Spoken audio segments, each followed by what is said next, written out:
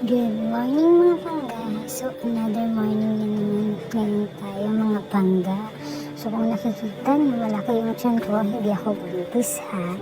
Malaki lang talaga yan kasi baby pa yung pangalawang baby, number 2 ko. So yung ginagawa ko dyan, nagtutupi ako ng mga damit ng mga anak ko.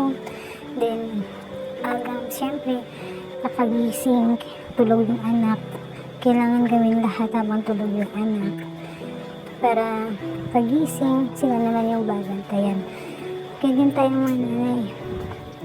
Mabuti na lang napapadali dahil meron akong mga ganyan.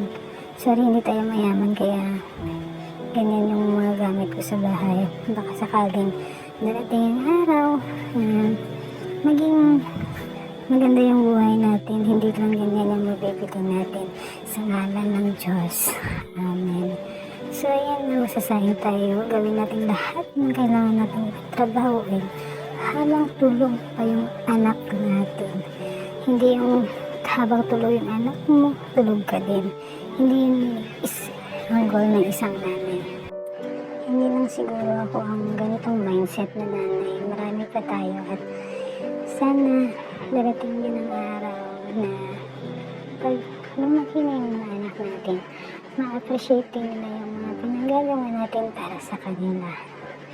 Tingnan, nagtutupi na yung pagkatapos ng itupi yung mga nilagahan ko, pinamulagay ko na sa mga lalagayan nila at yung pinaliguan ko na yung mga nanay ko binihisan kasi nilakad kami niyan, magsisimba kami.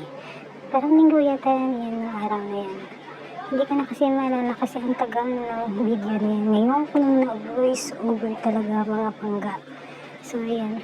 Ay, parang uuwi yata kami nito sa Capiz. Kaya kami nagre-ready. No, parang uuwi kami sa Capiz nito. Magbabakasyon naman kami sa Capiz pala.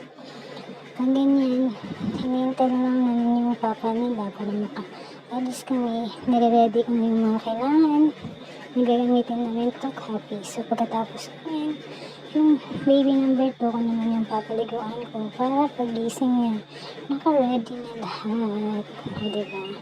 So, kape muna tayo bago tayo maligo at habang wala pa yung pangga natin. Maraming salamat.